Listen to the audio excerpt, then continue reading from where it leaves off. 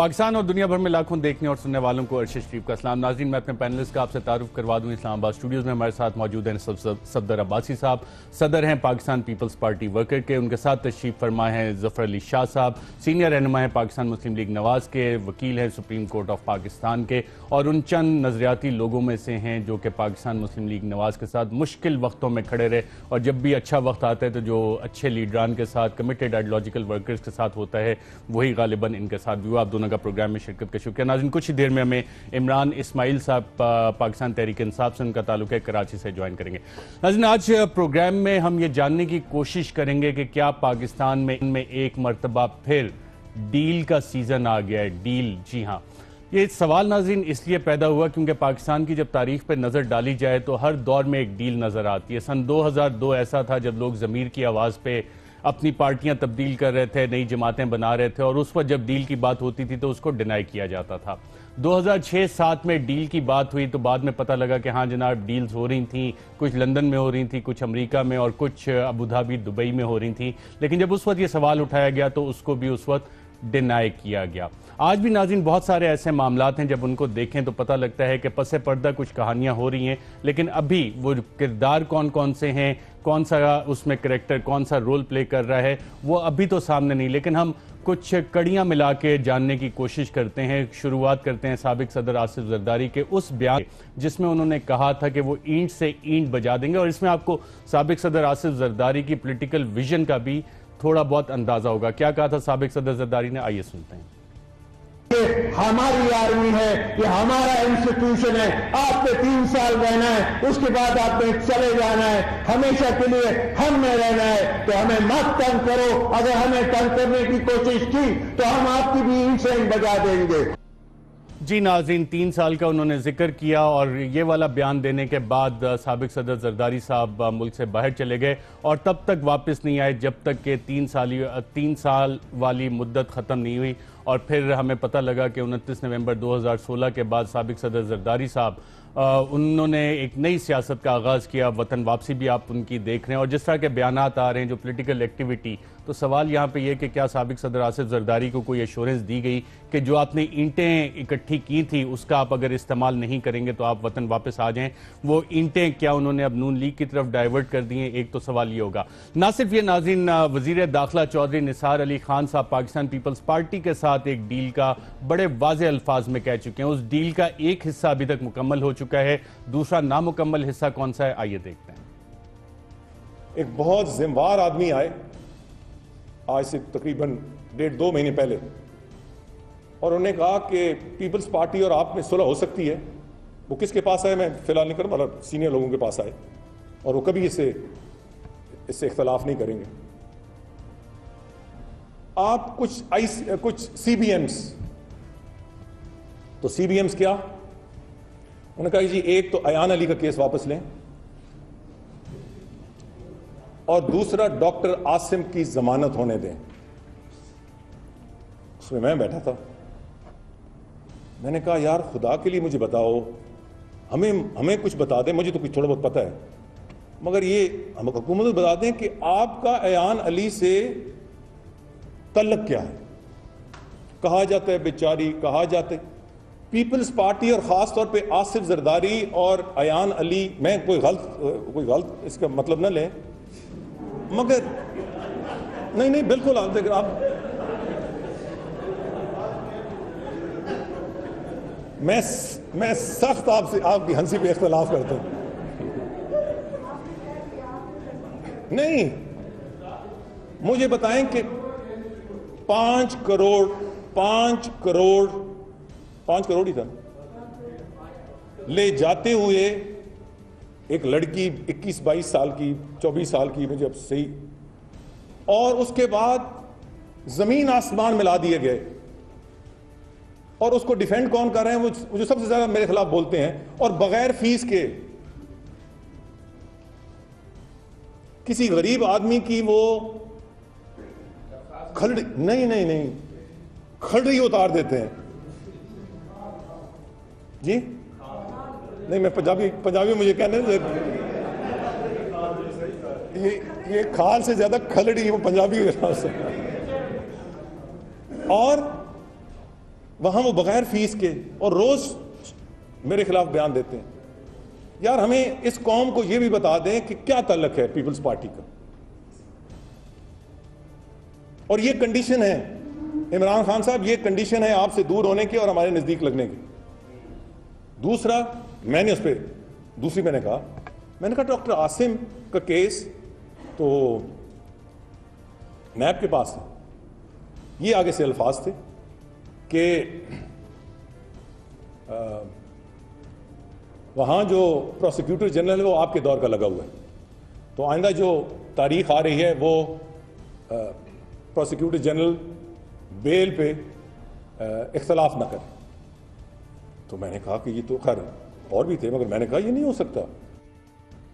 जी नाज़रीन, चौधरी निसार अली खान साहब वज़ीर दाखिला एक मंजे हुए सियासतदान हैं, बात कर भी देते हैं, कुछ कह भी दिया और कुछ कहा भी नहीं। इस डील का एक हिस्सा तो मुकम्मल हो चुका है, दूसरा हिस्सा कब मुकम्मल होता है, डॉक्टर आसिम बेल पे कब जाते हैं, वो अभी सवाल बाकी है। लेकिन चौधरी निसार ने एक और डील तो नहीं, एक कंसेंसस का बताया। अब सवाल ये उठता है कि वो कंसेंसस डील होती है या क्या होता है। डॉन लीक्स के हवाले से चौधरी निसार ने क्या कहा, आइए सुनते। एक फैसला हुआ था जब ये कमेटी बनी थी, जो जस्टिस साहब थे उन्होंने एक कंडीशन रखी थी कि मैं रिपोर्ट पे तब साइन करूंगा जब यूनानिमस रिपोर्ट हो। तो मेरा ख्याल है कि देरी इसलिए हो रही है कि इस वक्त तक यूनानिमस रिपोर्ट नहीं बन सकी। उसका क्या नेचर है, अब इस पे मेरा ख्याल है काइट फ्लाइंग नहीं होनी चाहिए। वी शुड वेट, और ज्यादा देर नहीं है, इंशाल्लाह वो कंसेंसस मेरे ख्याल के मुताबिक शायद डिवेलप हो जाएगा। मगर जैसे ही कंसेंसस हुआ, जस्टिस साहब उस पर साइन करेंगे। इस पे फिलहाल कंसेंसस, ओवरऑल कंसेंसस डिवेलप नहीं हो सका। जी नाज़रीन, आपने चौधरी निसार साहब को सुना और इस तरह की आजकल के दौर के हवाले से और भी मजीद चीज़ें हैं वो प्रोग्राम में आगे चल के बताएंगे।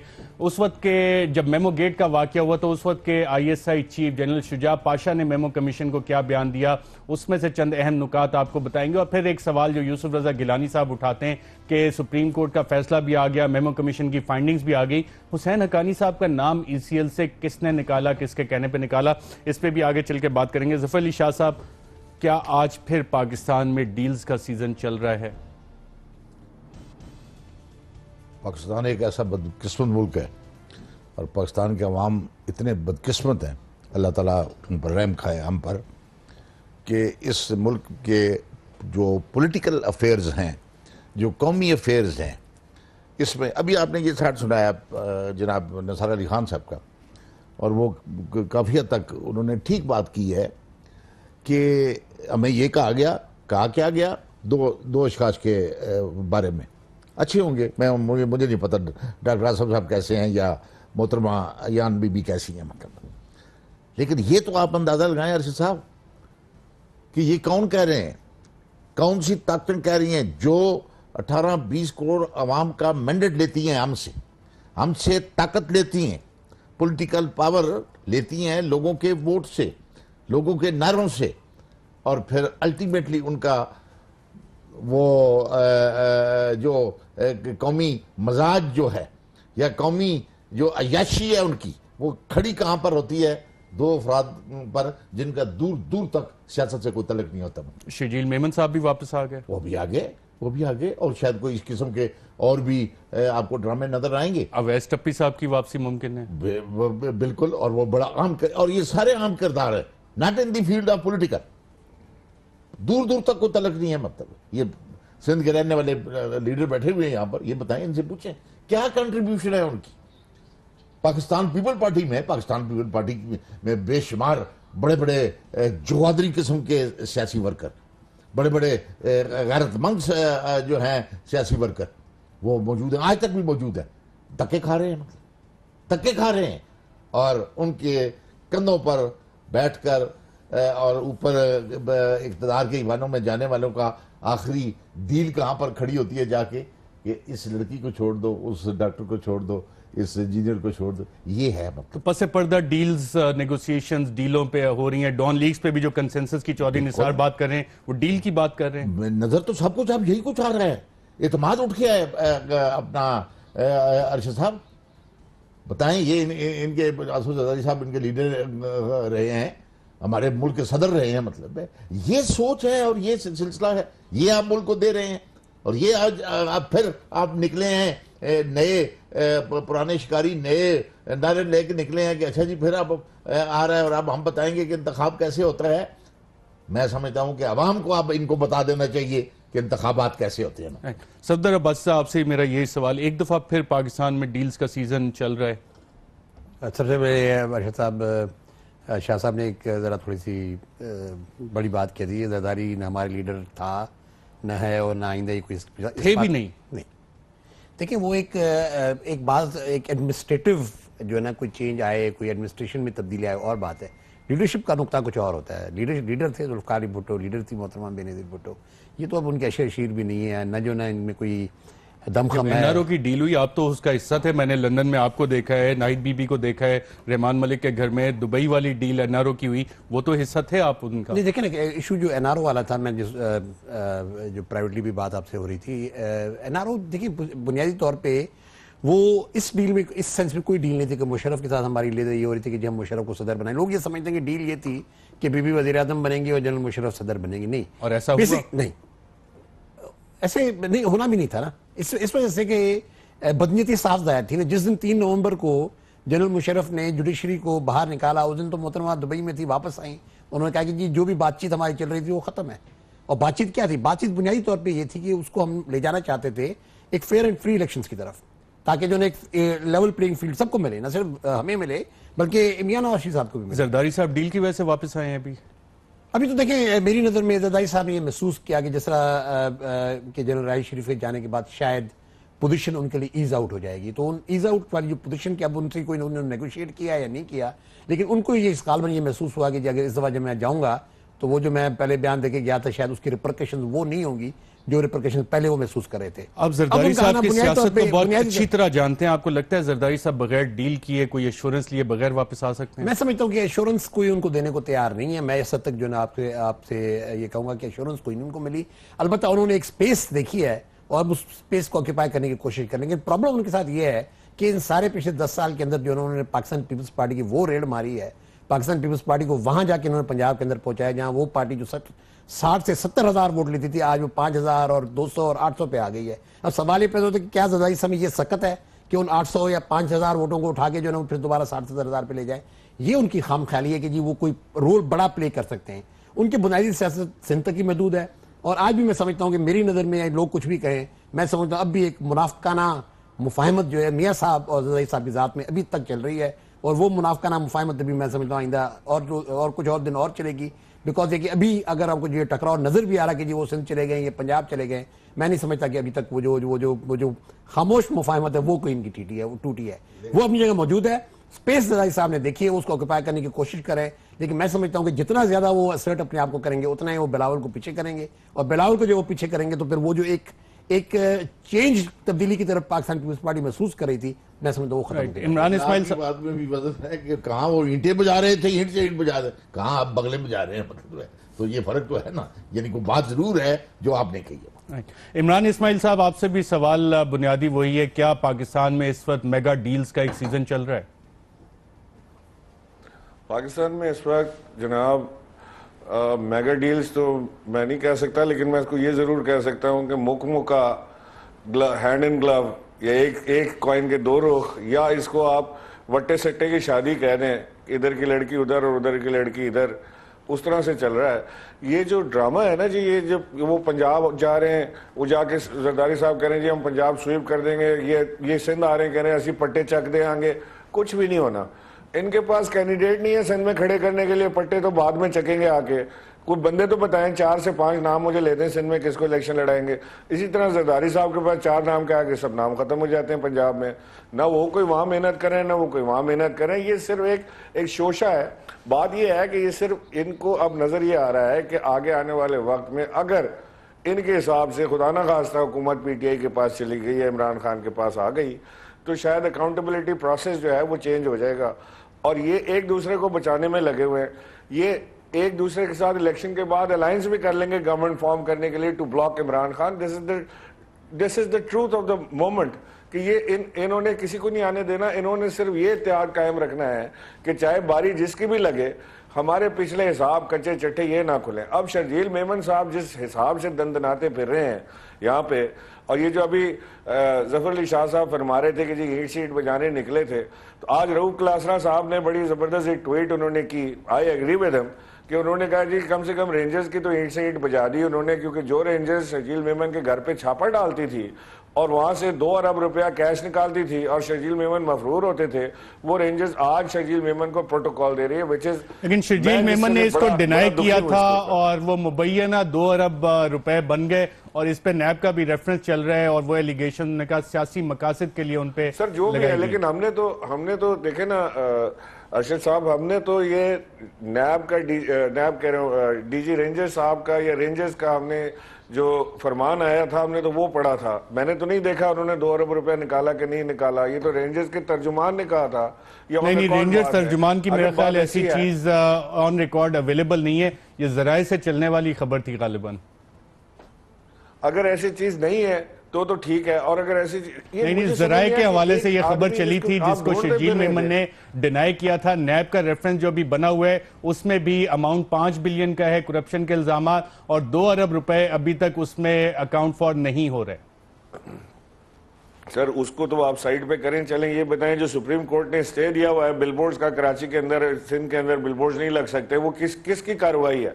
वो शर्जील मेमन साहब की कार्रवाई है, अकेले आदमी की जिसने इतने बिलबोर्ड ठोके कराची। तो फिर शर्जील मेमन की वापसी कैसे हुई? मैं सवाल ये जानना चाह रहा हूं कि साबिक सदर जरदारी वापस आ जाते हैं बगैर किसी अश्योरेंस के वापस आए, क्योंकि वो तो ईंट से ईंट बजाने के लिए गए थे, या 3 साल वाली जो उन्होंने बात की थी वो उनकी जो सियासी विजन थी वो बिल्कुल भरपूर तौर से हमें देखा नजर आई कि हाँ जी वो दूर तक देख सकते थे। शर्जील मेमन साहब की वापसी, बाकी लोगों की वापसी, अयान अली का बाहर जाना, डॉक्टर आसिम हुसैन की बेल के लिए कोशिशें, ये सारी चीजें तो वो हैं जो कि ऑन रिकॉर्ड खुद लोग कहते रहे कि ये डील्स का हिस्सा है।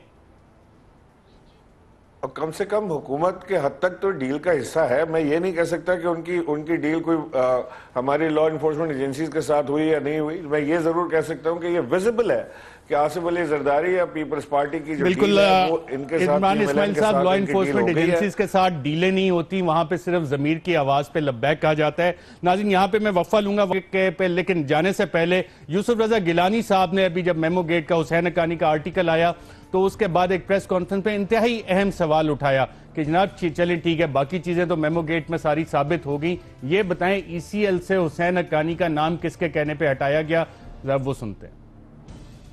उनका इस्तीफा भी मैंने लिया था, उनको मैंने parliamentary committee on national security में भी मैंने भेजा था उनका केस।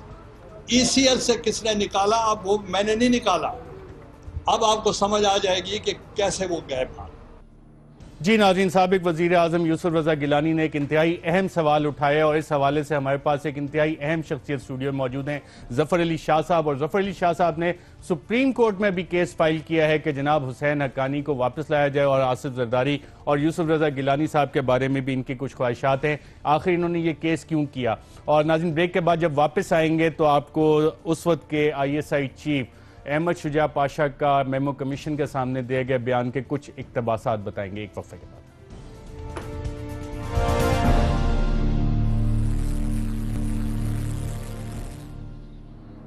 वेलकम बैक नाज़रीन। हुसैन हक्कानी पाकिस्तान के साबिक सफ़ीर अमरीका में, उनका हाल ही में आर्टिकल आया और उसके बाद मेमो कमीशन एक दफ़ा फिर से जिंदा हो गया। ज़फ़र अली शाह साहब ने सुप्रीम कोर्ट में एक पिटीशन भी फाइल कर दी है और आर्टिकल 6 का मुतालबा किया है। मुतालबा ये भी किया है कि साबिक सदर आसिफ जरदारी और साबिक वज़ीर आज़म यूसुफ रज़ा गिलानी के नाम एग्जिट कंट्रोल लिस्ट पर डाले जाएँ, एबटाबाद कमीशन की रिपोर्ट को पब्लिक किया जाए। इस पर तो बात करते हैं, लेकिन उस वक्त के ISI chief general Shuja Pasha ने जो कमीशन के सामने बयान दिया उसका डॉक्यूमेंट नाज़रीन आपको स्क्रीन पर दिखा रहे हैं। इसमें काफ़ी सारी अहम चीज़ें हैं, लेकिन जो सबसे अहम चीज़ थी उसमें इनसे सवाल किया गया कि क्या ISI ने तहकीकात की कि मंसूर इजाज किसी बैरूनी इंटेलिजेंस एजेंसी से जुड़ा तो नहीं।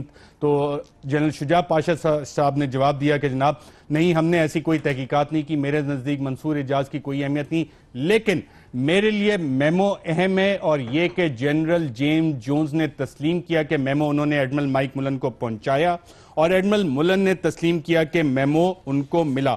फिर जनरल शुजा पाशा से यह भी सवाल हुआ था कि जनाब क्या हुसैन हक्कानी से आपकी वजीर आजम हाउस में कोई मुलाकात हुई, आर्मी चीफ के साथ कोई मुलाकात हुई, और इस पर क्या पूछगछ कोई की? आपने तो जवाब मिला मुझे नहीं मालूम, सिवाय उस दिन के जब हुसैन हक्कानी को मीटिंग में बुलवाया गया जिसमें सदर, वजीर आजम और आर्मी चीफ मौजूद थे। इसी सवाल का जवाब नाज़रीन हुसैन हक्कानी साहब ने अपना जो तफसीली रिटन स्टेटमेंट दिया मेमो कमीशन के आगे, और जब सवाल आता है कि जनाब हुसैन हक्कानी साहब सडनली इस्तीफ़ा कैसे लिया गया, ये सवालात शुजा पाशा साहब से भी हुए, लेकिन उनके पास इसका जवाब नहीं था कि उन्होंने कहा कि मैं थोड़ी देर मीटिंग में था। लेकिन जब हुसैन हक्कानी साहब ने अपनी ये रिटन स्टेटमेंट वहाँ पर जमा करवाई तो उसमें उन्होंने बड़े वाज़ेह तौर पर लिखा कि जनाब बिल्कुल ये मुलाकात 22 नवंबर 2011 को वज़ीर आज़म हाउस में हुई थी, जिसमें सदर, वज़ीर आज़म, आर्मी चीफ और DGISI शरीक थे, और बहैसियत सफीर मेरा इस्तीफा मंजूर किया गया।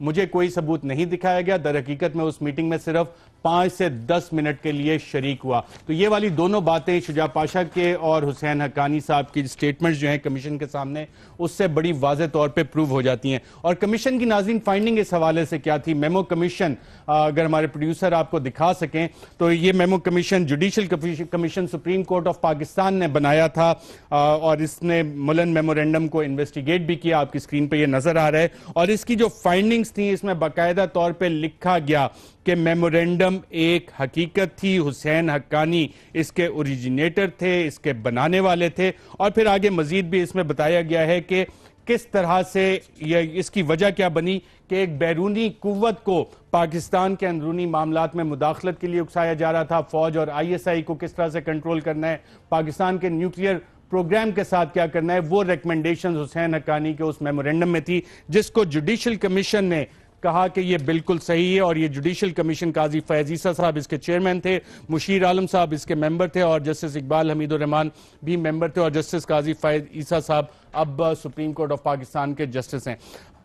जफर अली शाह साहब, आपको क्या जरूरत पड़ी कि ये कमीशन फाइल करें जब डील्स हो गई? हुसैन हक्कानी साहब बाहर चले गए, बाहर किसने जाने दिया? ECL से नाम किसने निकाला? सुप्रीम कोर्ट का फैसला भी है, जुडिशल कमीशन की रिपोर्ट भी है, सारी चीजें मौजूद हैं, फिर ये कैसे हुआ? अच्छा साहब, कमीशन की रिपोर्ट तो बड़ी कंप्रिहेंसिव है और रिकॉर्ड है और सुप्रीम कोर्ट में पड़ी हुई है, और सुप्रीम कोर्ट में ये केस अभी तक पेंडिंग है, डिसीजन नहीं हुआ। वो तो जो रिकमेंडेशन दी हैं, डिसीजन इफ्तिखार चौधरी साहब के दौर में हुआ था, ना डिसीजन नहीं हुआ, स्टिल पेंडिंग। और वो पेंडिंग आखिरी जो फिक्रे हैं उस ऑर्डर के जस्टिस इफ्तिखार साहब के, वो ये है कि ये चूंकि मौसूफ ने कहा कि मैंने बाहर जाना है और फैमिली को मिलना है, तो चीफ जस्टिस साहब ने उस वक्त के उन्होंने कहा 4 दिन के जिस वक्त कोर्ट प्रोसीड करेगी इस केस को, विद इन 4 डेज आपने वापस आना है। मतलब अभी आपने शाह साहब का वो साथ दिखलाया गिलानी साहब का, उन्होंने कहा कि जाने किसने दिया। बिल्कुल ये बड़ा बड़ा पर्टिनेंट क्वेश्चन है, और पूछेंगे हम भी और कौम भी पूछती है गया कैसे वो, मतलब यानी ठीक है उस ऑर्डर में उन्होंने कहा जी कि 4 दिन के अंदर उसने छोटी दी, और छोटी और देने वालों को पसे पर्दा या सामने पर्दे वालों को छोड़ दे। गिलानी साहब, आपके अटॉर्नी जनरल साहब कौन थे? अटॉर्नी जनरल आपका वकील है, रियासत का वकील है, चीफ एग्जीक्यूटिव का वकील है। उसने कहा आई हैव नो ऑब्जेक्शन, अगर ये जाता है तो इजाजत आपने दी या ना दी? और अब वो चले, और फिर अब आप भी पूछे कि इजाजत किसने दी, और अगर इजाजत आपने दी नहीं दी ऐसे शख्स को जिसको आपने रिजाइन पर तो मजबूर कर दिया और ठीक किया। उस वक्त बहुत सारे लोगों ने आपको मुबारकबादें दी कि ये एक पॉलिटिकल लीडर ने बहुत अच्छा किया कि एक ऐसे मशकूक शख्स को जो कि एम्बेसडर बना हुआ है और जिसका मीमू गेट जैसा स्कैंडल जो कि साबित हो गया है, हमारे जुडिशल कमीशन ने साबित कर दिया है उसको, तो उस पर आपने उससे इस्तीफा ले लिया। 4 आदमी डील किसने की? इस पे डील किसने की? ECL से नाम किसने हटाया? डील तो फिर यही है जिन्होंने शायद इस पर डील हुई है। मैं गवाह तो नहीं इस बात का, मैं गवाह तो नहीं हूं। इस्तीफा ले लिया गया हुसैन हक्कानी साहब। हाँ, तो फिर इस्तीफे की कंडीशन हो सकती है कि ठीक है जी आप इस्तीफा दें और जाएं छुट्टी करें, और जाएं आप छुट्टी करें। लेकिन उस वक्त फिर चूंकि पिटीशनें 8-9 पिटीशनें हैं अरशद साहब, ये जिसका आप पढ़ रहे हैं, जिसमें एक पिटीशनर जो है मेरे लिए तो बहुत ही मुकदम है, मेरे जो लीडर भी हैं, मियां नवाज शरीफ साहब, जो कि at that time he was the leader of the opposition, और आज वो chief executive of the country हैं। वो पिटीशन है, पिटीशन वो भी डील का हिस्सा है, आप कॉन्स्टिट्यूशनल पिटीशन वो नंबर भी इस डील का हिस्सा है कि मैं नहीं सकता कि मियां नवाज शरीफ जो सीधा कोर्ट में चला जाए और कहे कि ये मीमू गेट का ये इसका दिया पाछा करो, बताओ हमें ये क्या है कौम के साथ। तो वो तो कमीशन ने बता दिया, वो डील जी वो तो कमीशन ने बता दिया बता दिया और अभी पेंडिंग है मैं समझता हूं। और अच्छा ये भी पेंडिंग, ये केस पेंडिंग है ना जी, ये भी पेंडिंग है। मियां नवाज शरीफ साहब का जो केस है constitution petition number 79 along with the others, ये पेंडिंग है सुप्रीम कोर्ट में। देखिए अच्छा दोनों चीजें, एबटाबाद कमीशन की रिपोर्ट हुकूमत को पढ़ी है ना, अब जरदारी साहब कहते हैं कि जी ये जारी करें ना, भाई आपने क्यों नहीं जारी की? अब जब आप ऑपोजिशन में जा रहे हैं तो अब आप हुकूमत को कह रहे हैं कि जारी करें, आप अपनी हुकूमत जारी कर देते। यानी 2012 में ये जुडिशल कमीशन आ गया, केस पेंडिंग है, तो अब हम ये समझेंगे डॉन लीक्स वाला मामला भी 2020 में जाके हम इसी तरह बात कर रहे हैं। मैं अभी एक मिनट ना मेरी बात सुने, ये दोनों हजरात जो है ना, मियां मोहम्मद नवाज शरीफ साहब और आसिफ अली जरदारी साहब, अब असल मेमो गेट के जो पिटिशनर है वो मियां साहब हैं। अब मियां साहब हुकूमत में आए तो बोलते ही नहीं है। अब ओरिजिनल उसके आप ओरिजिनल चीज पे जाए ना कि ये जो मामला हुआ मेमो गेट का उठा कहां से, कि एक हुकूमत अपने आप को इतना वीक समझ रही थी कि वो ये समझते थे कि पाकिस्तानी फौज उनका तख्ता उलटने वाली है, और वो अपने जो भी उनका एम्बेसडर था उसको ये कह रहे थे कि जी आप वहां पे ये कन्वे करें कि ये चीज होने जा रही है, आप इसको रोकें, पाकिस्तान की डेमोक्रेसी को बचाएं। बात यहां से शुरू हुई ना। अब उस सारे अमल के अंदर दो इंपॉर्टेंट चीजें मैं समझा जो शाह साहब की हैं बात है, उसमें दो इंपॉर्टेंट चीजें, एक है मेमो गेट कमीशन की रिपोर्ट जो सुप्रीम कोर्ट में पड़ी है। अब सुप्रीम कोर्ट में तकरीबन को 7 साल हो गए, अब उस पर फाइनल एडजुडिकेशन आनी चाहिए ना। दूसरी चीज एबटाबाद कमीशन की रिपोर्ट वो पड़ी है इनके पास, बस जारी क्यों नहीं करते आप, या उस पर आप कार्रवाई क्यों नहीं करते? और मैंने जो पिटीशन किया है मैं डॉक्टर साहब के इजाजत से कि इसलिए कि मीमू गेट की रिपोर्ट जुडिशियल टॉप बड़ा हर लेवल जो है कमीशन जुडिशियल कमीशन, उन्होंने उसको क्लियर कर दिया कि ये हुआ है, ये और हुआ किसके साथ है, स्टेट के साथ, रियासत के साथ। और मैं अब उसको कहता हूं कि वो statement coupled with the statement of mister कानी, जिन्होंने कहा कि भाई मैं अकेला नहीं हूं, मुल्क के 2 बड़े सिविलियन अहदेदार जो थे वो मेरे साथ थे। तो मुझे तो फिक्र ये, मैं तो शहरी हूं ना जी, मैं तो छोटा सा शहरी हूं, और बेशुमार 20 करोड़ बेचारे मासूम शहरी हैं। इन शहरियों की वोटें लेकर पॉलिटिकल पावर बनने वाले अगर दूसरे मुल्कों के साथ वो इस तरह सौदेबाजी करें अपने मुल्क के और अपने मुल्क के दारों के, ये बर्दाश्त नहीं हो सकता। बिल्कुल बर्दाश्त नहीं हो सकता। और मैं इमरान साहब आपसे भी जानना चाहूंगा, मेमो गेट में तो ये चीज बड़े वाज़े तौर पे साबित हो गई, डॉन लीक्स और मेमो गेट, जब इन दोनों चीजों को हम देखते हैं कि निशाना वही ISI और अफवाज पाकिस्तान, तो इस मुल्क में हो क्या रहा है? और जब आप इस कमीशन की रिपोर्ट को पढ़ते हैं तो पता लगता है कि जनाब पाकिस्तान के फैसले अक्सर जो हमारी अशराफिया है वो ये समझती है और करवाती भी है कि बैरूनी गवर्नमेंट्स के साथ, फॉरेन गवर्नमेंट्स का लफ्ज इस्तेमाल है यहाँ पे, उनकी मदद से पाकिस्तान के मसले हल करवाए जाएं, अफवाज पाकिस्तान और ISI को टारगेट किया जाए। दोनों में यही चीज मुश्तरक है या डिफरेंट है? नहीं, इसमें एक और चीज़ भी है। देखें, पहले तो आप ये देखें कि मेमो गेट और डॉन लीक्स, इन दोनों के ऊपर नॉन सीरियस एटीट्यूड रहा दोनों हुकूमतों का। दोनों हमारी जो लॉ इन्फोर्समेंट एजेंसीज हैं, ISI हो या पाक फौज हो या कोई और दूसरी एजेंसी हो, उससे ये खाइफ भी होते हैं और उसके खिलाफ भी होते हैं, काम भी उसके खिलाफ करते हैं। उसको बदनाम करने का कोई मौका भी नहीं छोड़ते, चाहे वो हिंदुस्तान का सहारा लेना पड़े या वो किसी और का सहारा लेना पड़े। ये शख्स हुसैन हक्कानी ये कैसे बना एम्बेसडर, इसकी कहानी पहले आप पता करें। आप ये पता करें कि जब ISI ने इसके नाम के ऊपर कांटा लगाया हुआ था कि ये नहीं बन सकता, तो फिर ये कैसे नहीं, ISI ने कांटा नहीं लगाया। ये अहमद शुजा पाशा साहब से ये बाकायदा तौर पे इस हवाले से सवाल हुआ था और उन्होंने कहा कि जनाब नहीं, इस हवाले से ISI ने इन पे कोई कांटा नहीं लगाया था। चले, मेरी नॉलेज यही थी कि मुझे टीवी पर एक साहब ने बताया था कि एयर मार्शल शाहिद साहब ने बताया था कि इन्होंने ISI ने कांटा लगाया हुआ था और बाद में उनसे रिक्वेस्ट करके ये मामला को सुलझाया गया। एनीवेज, ये शख्स जो एक वैसे यानी कि उस मामले पे भी आप कह रहे हैं डील हुई थी?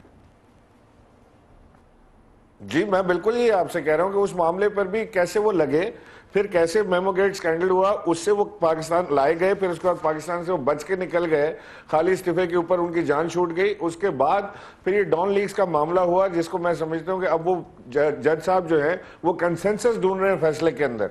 यानी एक इससे बड़ा भी कोई इतराफ जुर्म हो सकता है कि हमारा इंटीरियर मिनिस्टर टीवी पर आकर ये बता रहा है कौम को कि जी कंसेंसस बिल्ड नहीं हो रहा फैसले के ऊपर, लिहाजा वो दस्तखत उस वक्त फरमाएंगे जब सब लोग उनकी बात मान जाएंगे या एक कंसेंसस पर आ जाएंगे। क्या फैसले या किसी कमीशन की रिपोर्ट इस चीज की मुतामिल होती है या इस चीज को देखती है कि जी 4 आदमी खिलाफ फैसला दे रहे हैं और 2 आदमी फेवर में फैसला दे रहे हैं तो लिहाजा फैसला रोक लिया जाए?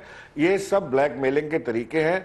ये मैं आपको इसका अश्योर कर सकता हूं कि ये दोनों गवर्नमेंट्स, पीपल्स पार्टी और पीएमएलएन, ये दोनों गवर्नमेंट्स आपस में मिले हुए हैं, रजे हुए हैं। जब भी करप्शन पकड़ने की बात आती है ये दोनों एक हो जाते हैं और उसके बाद फिर ये अपनी राहें जुदा करते हैं और फिर अपने अपने कामों पर लग जाते हैं। यही खेल तमाशा हम देखते रहे हैं और यही खेल तमाशा आगे। बिल्कुल ठीक है। इमरान इस्माइल साहब, आपने जो सवाल उठाया था कि आईएसआई ने शायद कांटा लगा दिया था, इस पे जनरल शुजा पाशा से जो सवाल जवाब हुए मैं वो बता देता हूं। उस सवाल ये हुआ था कि क्या आईएसआई एक नॉन कैरियर डिप्लोमेट को वेटिंग करती है उसकी अपॉइंटमेंट से पहले, तो इसका जवाब शुजा पाशा ने साहब ने यह दिया था कि आईएसआई का मैंडेट है कि वो कैरियर और नॉन डिप्लोमेट, कैरियर डिप्लोमेट दोनों की असाइन ड्यूटी से पहले उन्हें वेट करे, यानी कि उनको क्लियरेंस सर्टिफिकेट दे। फिर उनसे पूछा गया कि क्या आईएसआई ने हुसैन हक्कानी साहब को इस तरह की कोई क्लियरेंस दी थी उनकी एम्बेसडर अपॉइंटमेंट से पहले अमेरिका, तो इसका उन्होंने जवाब दिया था कि मुझे ऑफ हैंड तो ये चीज याद नहीं, मुझे रिकॉर्ड चेक करना पड़ेगा, लेकिन मैं ये कह सकता हूं कि हम सिर्फ वही केसेस वेट करते हैं जो हमें हुकूमत पाकिस्तान भेजती है। और फिर इस पर बड़ा वाज़ेह तौर पे पूछा गया था कि क्या हुसैन हक्कानी का केस आईएसआई को वेटिंग के लिए भेजा गया, तो उस पर उन्होंने कहा कि जनाब मुझे रिकॉर्ड देखना पड़ेगा और इस तरह से ये मामला थे, यानी कि कोई वाज़ेह जवाब इस पर नहीं था। तो हो सकता है जो आप बात कह रहे हैं वो भी दुरुस्त हो या दूसरी वाली बात भी दुरुस्त हो। नाज़रीन, यहाँ पे एक वफ़ा लेते हैं, वफ़े के बाद जब दोबारा वापस आएंगे तो जफर अली शाह साहब से पूछेंगे ये आर्टिकल 6 का मुकदमा क्यों चलाना चाहते हैं जरदारी साहब और गिलानी साहब को ईसीएल पे क्यों डलवाना चाहते हैं, और ये डील्स का सीजन पाकिस्तान में कब तक चलता रहेगा। एक वक्फे के बाद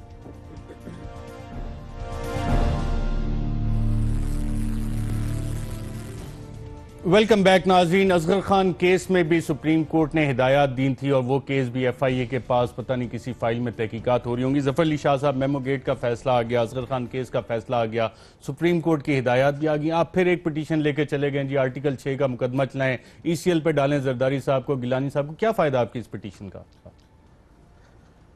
अच्छा साहब, बात यह है कि मेमोगेट की बात आपने की। पहली बात तो यह है कि मेमोगेट का फैसला, अतमी फैसला जिसको कहते हैं, चलिए कमीशन रिपोर्ट आ गई, कमीशन रिपोर्ट आ गई और कमीशन रिपोर्ट ने होल्ड किया है कि भाई वो मंसूर जो है वो भी और ये हुसैन हक्कानी साहब जो है ये बिल्कुल मुलव्वस हैं इसमें। किस में मुलव्वस हैं? उस मेमोगेट को जिसके ये अथर हैं, मतलब, और वो उसका जिस्ट क्या है वो आपको पता है, मैं वक्त जाहिर नहीं करता कि वो क्या था, कि पाकिस्तान पता है, एवरीबॉडी नोज पता है। अब आपने कहा कि मैंने क्यों किया है, मतलब मैंने इसलिए किया, पहली बात तो यह है कि उस पर कमीशन की रिपोर्ट आ चुकी है, ओवरऑल केस पेंडिंग है, pending before the supreme court of Pakistan है। उनका आदमी उनकी नहीं आई कि उन्होंने कहना फिर क्या है, करना क्या है।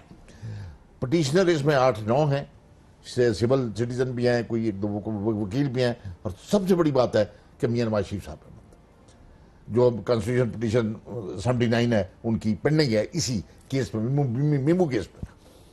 अब इसके साथ इंटरलिंक हो गया है ये जो मेरे वाली पिटीशन, मुझे कॉज ऑफ एक्शन तो तब पैदा हुआ ना जी, वरना मैं तो इंतजार करता सुप्रीम कोर्ट क्या करती है।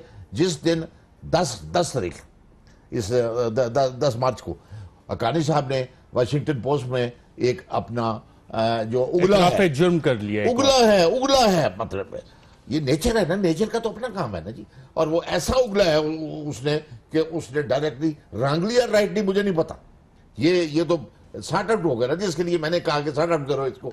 उसने लिंक किया है अपने उस वक्त के मालिकों को जिन्होंने उसको हिदायत दी थी, एम्बेसडर बनाया था, हिदायत दी थी, और उनमें से एक शख्स मोहतरम जरदारी साहब ने अभी कल कहा है हमने काम लेना था उससे वो ले दिया। बिल्कुल सही है। वो कौन सा? मैं सफदर अब्बासी साहब से भी जानूं। सफदर अब्बासी साहब, आपने भी एक पिटीशन फाइल की है सुप्रीम कोर्ट में मौरूसी सियासत के हवाले से। वो देखिए जी, वो पीपी का रजिस्ट्रेशन केस है जो नाहिद खान साहब की पिटीशन है कि जब जदाई साहब ने डिसोन किया था पार्टी को तो वो इलेक्शन कमीशन में गई थी PPP की रजिस्ट्रेशन के लिए। अनफॉर्चुनेटली उस वक्त जो है इलेक्शन कमीशन ने एक बड़ा भोंडा किस्म का फैसला दिया था जिसको उन्होंने इस्लामाबाद हाई कोर्ट में चैलेंज किया। वहाँ से भी बहुत सी चीज़ें उनकी एक्सेप्ट कर ली गई लेकिन फाइंडिंग्स उनके खिलाफ दी गई हैं। तो उस हवाले से वो गई हैं कि क्या इस वक्त जो सियासी पार्टियाँ हैं ये क्या कोई ख़ानदानी विरासतें बन चुकी हैं? क्या इन खानदानी विरासतों के होते हुए पाकिस्तान के अंदर कभी भी सही जमहूरी कल्चर आएगा? कोई बहुत बड़ा सवाल है, इस पे नाज़रीन इंशाल्लाह कोशिश करेंगे तफसीली बातचीत भी करें। इमरान इस्माइल साहब, आप भी एक केस लेके गए थे पनामा का, उसका फैसला कब तक मुतवक्को है? इंशाल्लाह इस वीक में आने की उम्मीद है। हमारी ख्वाहिश तो ठीक है बहुत पहले आ जाता है, लेकिन बहरहाल देर आए दुरुस्त आए, ये फैसला आएगा तो इंशाल्लाह इसके बाद पाकिस्तान की तकदीर का यहाँ से रुख चेंज होगा। बिल्कुल सही है। इमरान इस्माइल साहब, ज़फ़शाद साहब, सफदर अब्बासी साहब, सबका प्रोग्राम में शिरकत का शुक्रिया। नाज़रीन, पाकिस्तानी कौम उम्मीद पे चल रही है कि फ़ैसले आएंगे और इंशाल्लाह पाकिस्तान की तकदीर बदलेगी। फ़ैसले पहले भी आते रहे लेकिन उसके पीछे पसे पर्दा डील्स होती रहीं। पिछले दौर में लोग ज़मीर की आवाज़ पे लब्बैक कहते थे, आजकल पता नहीं कौन लोगों के ज़मीर ख़रीदने की कोशिश कर रहा है या नहीं कर रहा। इस सवाल का जवाब भी तारीख़ हमें कभी ना कभी ज़रूर देगी। आज के प्रोग्राम में नाज़रीन इतना, इजाज़त दीजिएगा। अल्लाह हाफ़िज़।